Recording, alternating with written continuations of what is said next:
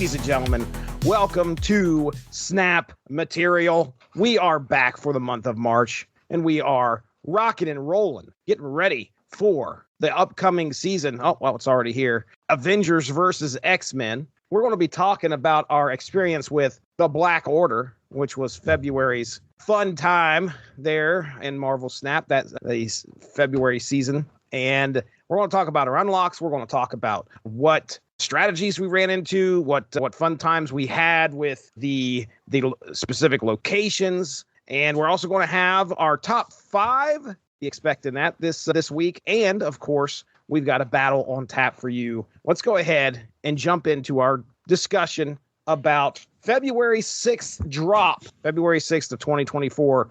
The Black Order had dropped for Marvel Snap. Right over there is Evan Bevins. Evan, are you ready to talk about the Black Order? Oh, yeah. Was it Black Order month? I'm ready. I'm ready. Sorry. I didn't have a better joke loaded. First up, Black Swan, a 3-cost, 5-power card on reveal until the end of the next turn. Your 1-cost cards cost 0. What was your experience with seeing Black Swan? She's the premier card. You got her if you got the season, right? Yeah, and I did not get the season, but some people did, and I saw her in some games, and she gave some people 5 points when they played her. And in theory, she also made their 1-cost cards cost 0, but I didn't really notice it that much. Yeah. What I expected was Thanos deck is going to have Black Swan in it. I don't understand why somebody wouldn't, because if you're going to have a handful, the likelihood of you having a handful of Infinity Stones, then boom, you lay her out there and you just flood the playfield with them and then clear them off with Killmonger or something like that. And I never saw it. I don't know if it's just because I didn't have the card in my hand. Number one, I didn't have Black Swan in my hand, nor did I have Thanos in my hand. I can't say that I've practiced that combo or anything like Jesse, that. Are you somehow suggesting that having Black Swan in your deck would increase the likelihood that you would see a deck with Black Swan? That's possible. It's possible. It is possible. But yeah, I really did not run into anything that made me go, oh my goodness, this card is completely overpowered. Nothing like that. It seemed like she came out, and even the strategy I thought everybody would employ didn't happen. Well, the Infinity Stones makes the most sense, and since she did end up hanging with Thanos in the run up to the second Secret War that wasn't Secret War 2. Actually, it was the third Secret War. It was. Oh, man. Yeah, we're going to need a chart and some yarn. Anyway, it makes sense for her to be compatible with Thanos, just like the popular team of Zero and Ebony Maw. But that does make sense. But yeah, I know when I saw her, I'd be like, oh, okay, there's going to be a lot of 1-cost cards coming in. But unless, like you said, unless you're clearing them out with Killmonger or Venom or somebody like that, you don't want to flood the locations with Infinity Stones, because then you don't have any place to play other cards. There's been lots of times where I've been like, oh man, I can get all these cards in here, and then as it goes on, I'm like, I don't have any place to play my cards. Right. Yeah, I did not see her a lot. A 3/5 is not bad, and getting a chance to play a 1-cost card for 0 cost, that's good too. I can see her being useful, but I don't know. I didn't get her, but she seems to me, from the outside looking in, one of those cards where you think, hey, this would be good, and then she gradually gets squeezed out of your deck by something else. Right. All right, next up was Supergiant, 4-cost, 5 power, on reveal. All cards played next turn don't reveal until the end of the game. I had one encounter, I think, with Supergiant, and it really didn't seem to affect me that much. I remember when we were talking about this card, I was like, okay, this card will be fun to get out there and really screw somebody up because they want it to show up and do an on reveal right there at that moment. But regardless, did not run into it very much at all. I can't really say I can't really say that there's a great Supergiant deck out there that I'm just not aware of. What about you? I saw her a few times, and I'm pretty sure she messed up a play of mine once, but I can't remember what it was. Couldn't have been that bad. I saw her less often than I did Black Swan.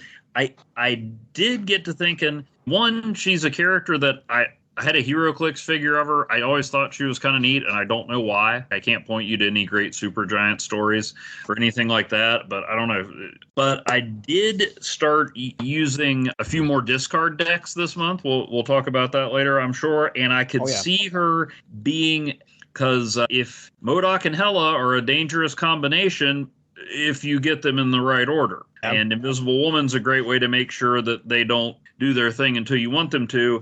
And if you don't get Invisible Woman, that's not very helpful. So I got to thinking I would like to circle back and get Supergiant just as an Invisible Woman backup, because I'm not sure. Now, I don't know if a 4-cost 5-power backup is an ideal backup, but that's the use I see for. I tried 3 times to get her, and I got everybody else in that Spotlight cache, but not. Oh, no. Including my 1,000 tokens, but I did not get. Yeah, I got. Well, we'll get to that in the unlocks, but I got Zabu, Darkhawk, and 1,000, but I did not get Supergiant.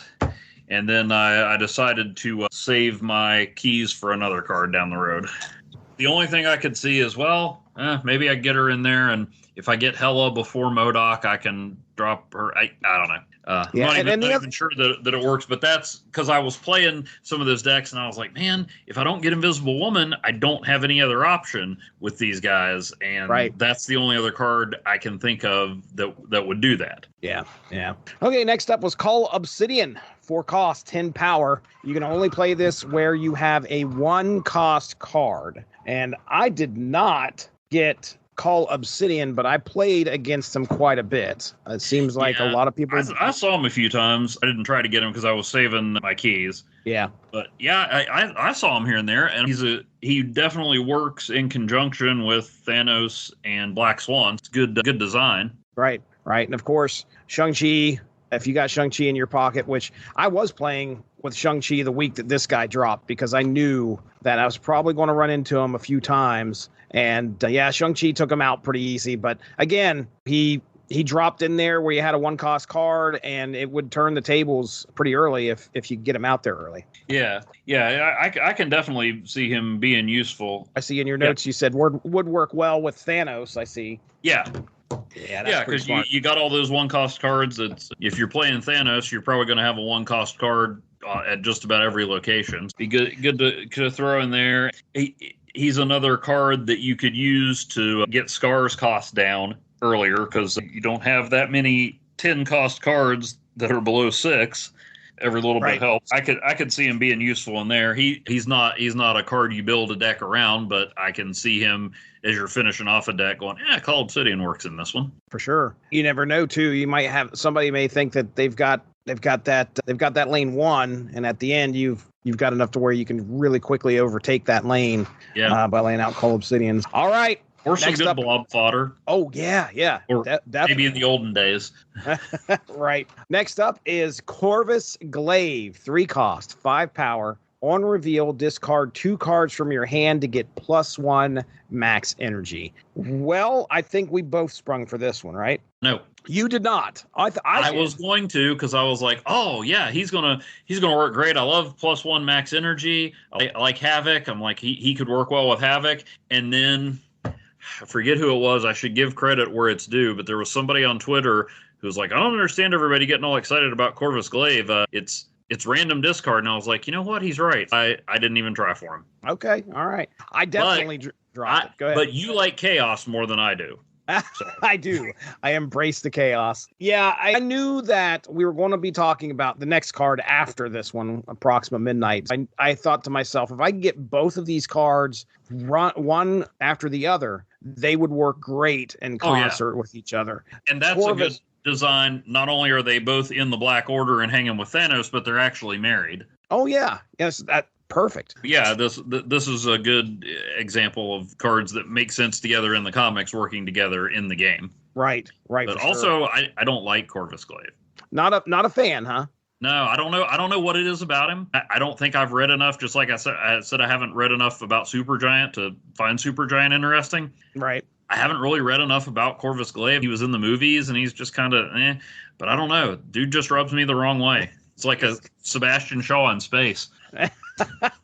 I ended up getting the card. I was like, okay, I'm gonna try and figure out a way to use this guy to his full potential. The main thing was I actually think that this was the first time I used the auto deck feature and actually used the deck and was impressed. Really impressed with how it put things together, because you were impressed with the Squirrel Girl deck it made for me. Well, but yeah, Squirrel Rebro.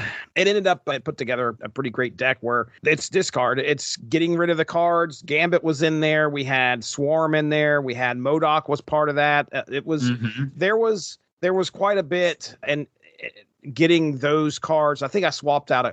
I might have swapped out a couple things after a few plays, but it was only overall it was pretty decent. But anyway, yeah, I was throwing Wong on that to get 2 energy, which happened at one point. If I had, if I had 4 cards that I could really get rid of, and I think I had Helicarrier in there too, which was swapping things. I ended up creating a deck that had Helicarrier in there. And oh my goodness, Quinjet. If I can get Quinjet out there, Helicarrier brings in all these other cards at 1 less cost now. It was, and I had, plus I was, if I could get 2 energy off of that thing, I was doing pretty good. But yeah, I liked Corvus Glaive. One of the cards that I wanted to get with my Spotlight keys for sure this season. Any other thoughts on Corvus? You were definitely craving a Glaven, huh? No, was I ever? Yeah, I have seen him a lot. I can't say that I see him and I'm like, oh crap, it's Corvus Glaive. I can't. Now maybe it's just because I'm looking at the cards and I'm not counting the costs, and he is pushing them over the top. I didn't really keep track, but yeah, I just, in all my stuff, I went more toward knowing what you're going to discard. Mm-hmm. Okay. I mean, basically, he's a little bit cheaper and a little bit better payoff than Hellcow. Yeah, I had a situation where I think I had Wong on. Oh my goodness! I want to say I had Wong on Onslaught Citadel. Oh, nice. I laid out Corvus Glaive, and I was able to discard every single one of my cards that I needed. It had the Helicarrier in there. And then what was funny is Helicarrier gets discarded and all these other cards show up, and then Corvus Glaive is still going through them. Another 2 and then another 2. And I'm like, oh my gosh, it was pretty funny to watch that. And at the end I had +4 energy and no cards to really play anything. Oh, geez. Well, hopefully you had Sunspot. Nope. What always ended up happening. Morbius? I'm pretty sure I did. Okay. I'm fairly certain. What I've noticed a lot of times is for some reason I would never get Sunspot out there in my first hand, and it always worked against me for some reason. And then so I was just like, okay, I'm not even going to mess with this anymore. But anyway, all right, moving on. Did you ever try him with Havoc? I don't have Havoc. I do not have Havoc. I would love to though. Yeah, because we talked about counter. That just gives you Havoc's bonus without the penalty. Yeah. Well, all right. Next up, Proxima Midnight. 4 costs, 7 power. When this is discarded, jumps to your lowest power location that isn't full. What do you think, man? I think it was on my second key that I got her. She just went right in my most strong deck. And then I probably had 3 different discard decks I was trying out. And there's no reason not to put her in there. I'm going to have to try most strong pretty soon. I have. At worst with her, you get her on turn 4 and you haven't had a chance to discard her and there's nothing else to play, and she's 1 point better than the things. Just another reason never to put Ben Grimm in a deck. Oh, poor guy. What a revolting development. But yeah, if you get down to it and you're like, I need a 4-cost card, should I put the thing in or should I put Proxima Midnight in? She's 1 point more, and if I get Sokovia, then maybe I get her for free. Yeah. Jeez. Yeah, I had her out there. First game, she immediately became a factor. She ends up getting discarded and shows right up. I'm like, hey, this is actually... And we both knew when we were talking last month that she was going to be one of the ones that was the card for the season. Yeah, she's not a game breaker, but... No. There's if you're playing discard, why would you not have her in your deck? Yeah, the disadvantage of discard is losing a card that's in your hand. Well, you don't lose her. In fact, you get 7 points onto the board in your lowest location. There's not much of a drawback to it. Yeah, and maybe you get 2 points added to Morbius, or you get a 7-point Ebony Blade if you've got the Black Knight in play. Usually I'd want to discard somebody a little higher, but I get an extra 7-point card. Yeah. that can't be reduced or destroyed. Yeah, there's just no reason if you're playing discard, there's no reason not to use her. Mm-hmm. All right, locations for last season. Sanctuary 2, add a random Infinity Stone to your hand. And I thought they were fun. I remember last month when we were talking, I was like, oh, geez, an Infinity Stone, yeehaw. And then you kind of talked some sense into me, like, hey, you might draw a card, or it may give you something, give you a bonus for one cost, which is, then after playing with the Infinity Stones, I was like, oh, you know what? This is, since I don't play with the Infinity Stones, since I don't have Thanos, I don't know the advantages these things have. And I was having a good time. I legioned, of course, which gave everybody Infinity Stones, yeehaw. But regardless, you were able to throw some stuff out there. Was I getting a better Infinity Stone than that guy? Was I getting the Power Stone, a 1-cost 3-power card? Or was I getting something, was I getting the Soul Stone, or was he? Made some things interesting, but all in all, it was a location. Yeah, I see it all the time, and I'm like, wait, what does that one do again? What do I? Oh, I get it confused, I guess, because of the Roman numerals with Tarnax 4. I'm like, oh, this is the one. No, wait. Nope. Yeah, it's an interesting wrinkle. Like I said, it gives you an avenue to get Infinity Stones other than Thanos. Not bad. How many times have you not had Sunspot and you've had one energy left over? There's not really a downside to it. It's not going to change the game or your strategy, but a couple things go the right way, it can help. Mm-hmm. Probably not going to hurt you. Yeah. Okay, next up, Black Vortex. I'm going to let you go first here, but the first card you play here becomes a random 6-cost card. What was your experience with Black Vortex? I had fun with it, but it didn't change a whole lot for me. Let's see your notes. I did get Destroyer once or twice. And I forget if it was me or somebody else that got an Ultron early on, and nobody wants that. Yeah, somebody posted on Reddit, the ultimate is, I think it was something called like the ultimate Black Vortex play, and it had both guys lay something on Black Vortex, and both of them became Ultron on the first turn. Yeah, most of the time you're trying to get a 6-cost card out there early, and Ultron's the one you do not want early. Yeah. I saw Ultron once. I do remember seeing a Destroyer, but Destroyer's one you'd like earlier instead of later. Oh yeah, you'd want that. You'd want that early. At turn 3, if you can get a turn 3 Destroyer, it's not really going to impact your side that much, most likely. Right. Yeah, it was neat. It was fun. For some reason, I was thinking that it was like Tarnax 4, that it did it every time. And once I realized that, I'm like, okay, well, that's cool. I'll find a card I don't need and toss it on a Black Vortex. But I wasn't really counting on a lot. Again, though, I didn't just Legion everything. Right. Well, I was going to do that. I was going to do that. That's for dang sure. It occurred to me at some point that Mysterio is a card that is considered played in all 3 slots. If you lay out Mysterio, then the other 2 Mysterios that show up, obviously if you combo that with Bishop, that's why Bishop's power goes up 3 times, because you're laying out 3 cards by playing that 2-cost Mysterio. I thought the wheels start turning, and I'm like, okay, it's Legion time. Initially, I'm like putting this deck together, and I'm like, okay, I got to get Psylocke in there. I've got to get Wave, and I'm going to throw out Legion on turn 4. And then it starts to occur to me that I don't want to do that, because not only do I get the bonus once every location turns Black Vortex, so does my opponent, because they have another 3 turns to get this. I was like, okay, how do I make it work to my advantage then? And the key was to